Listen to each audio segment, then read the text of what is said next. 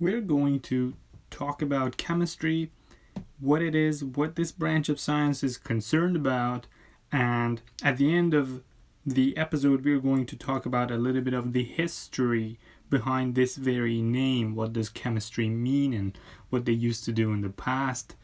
Were they able to convert? Is it possible to convert or transmute copper or any other metal into gold? Gold. There have been some activities on this regard since long time ago. We cover that at the end. So what is chemistry? Chemistry is the science that deals with matter. But what's the matter? And the change of matter from what phase to another, from one substance to another. So when we look around, we see different substances. And we have come a long way since our early understanding of matter. People used to think that everything is made up of four main elements: fire and water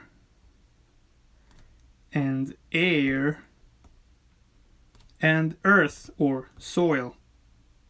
So these four elements were thought to be what everything that we see in the universe, or we don't see, we just perceive or exist, they're made of this. So from that was like thousands of years ago, and from here we have come a long way. We have definitely come a long way, and we know a lot. But guess what? We still don't know a lot. So the more you know, that's the thing with science. The more you learn, the more you know you don't know. You know. So in this episode, we're not going to delve into the history of our understanding of matter. We just want to briefly map it out and see its development throughout time.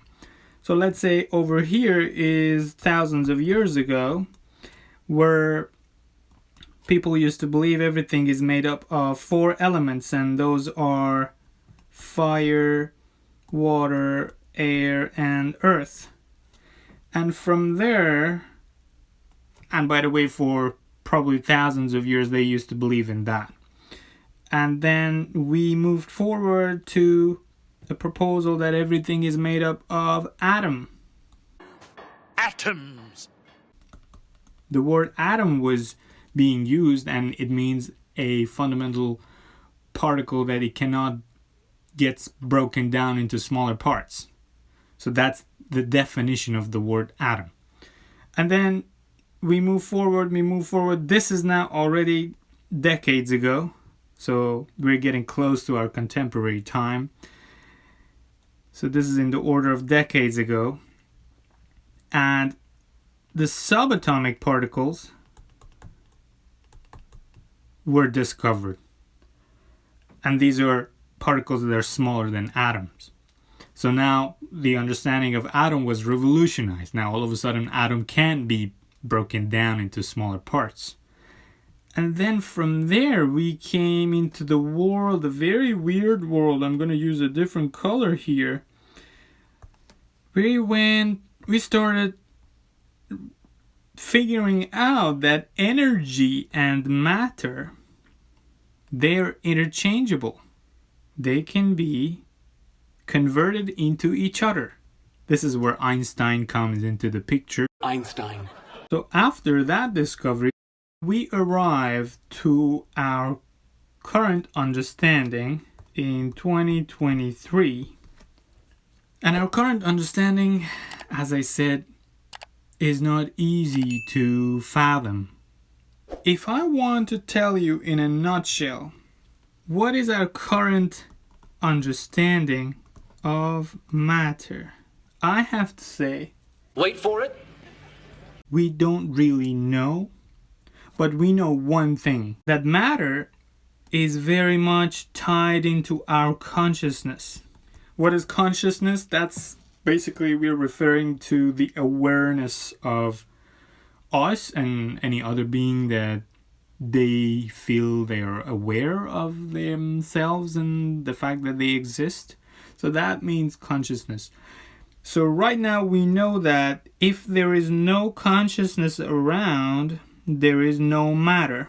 So that means if you are not there to perceive it, the matter could not be there. Wait, what? And there are some keywords to tell you. There are like double slit experiments Einstein. that you can go and look up. We're going to talk about that in later episodes. But basically, it is your consciousness that enables or unleashes the potential that is there for matter or energy to manifest, for anything to manifest, to show itself. So basically, everything you perceive is because you were there to perceive it. If you're not there, it could not be there. Yeah, right.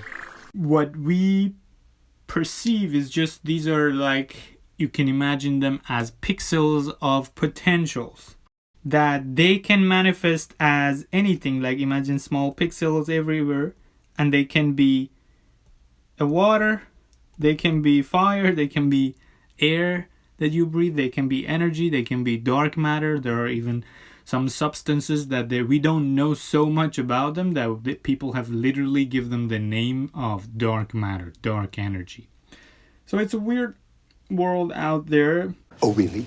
Even there are groups of scientists that they think we're inside of a computer simulation. A very advanced computer simulation, we are inside of it, and these are pixels of reality, and like there are seriously professors and researchers who are working on that.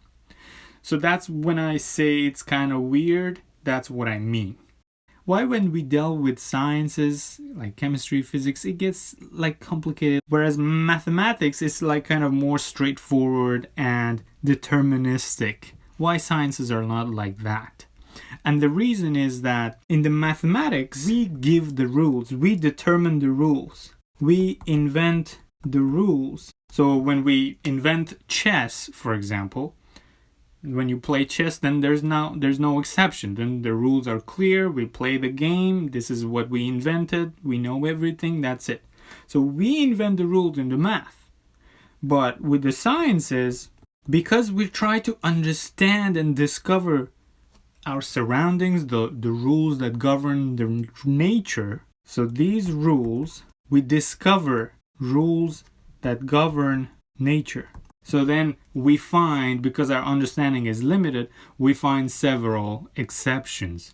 Like, I'm sure if you've taken any chemistry course, you know one thing is a lot in chemistry, and that is exceptions. But let's go back to the word chemistry. Where does it come from? So there are different schools of thoughts around this.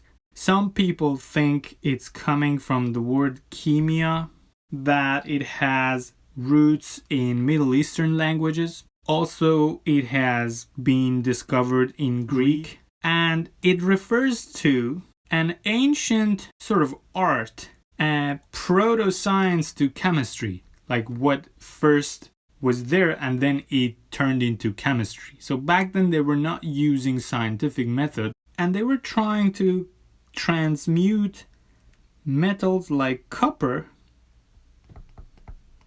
into gold. So they believed if they do some treatment, if they add something like an elixir means something that you can cure any disease or can do magic, whatever. So they thought they can produce an elixir and then add it to copper, and boom, suddenly you get gold. And for centuries people tried to do that. But is it really possible to convert copper or any other metal into gold? And the answer is, technically, theoretically, it is possible, but it's so energy intensive. Like you have to add the subatomic particles that copper doesn't have. You have to add to copper, shoot them into copper. Imagine this is an atom of copper. It's made up of subatomic particles, and all of these are nothing but some vibrations. We know that. We do? So if this is copper, this is symbol of copper, Cu. We have to shoot in some subatomic particles into copper so that it gets transmuted into gold. Now, this process is so energy intensive that it's not economical to make gold that way. That's the thing. So you cannot become rich this way. You will be just losing money because it's The energy that you have to spend on shooting copper with subatomic particles, it's so high that it's not economical yet. And there are some professors who claim that they found a way of doing this economically. One of them named Bockris. He was active in electrochemistry, but there's basically claims that he was a fraud. So far we know it's not economically feasible. And maybe one day it becomes. But if it becomes so easy to produce gold, then all of a sudden gold wouldn't be that precious. Because if it's available to everyone and it's easy to make it, then it wouldn't be expensive at all. Hope you enjoyed it. Let me know what you think or if you have any questions or comments.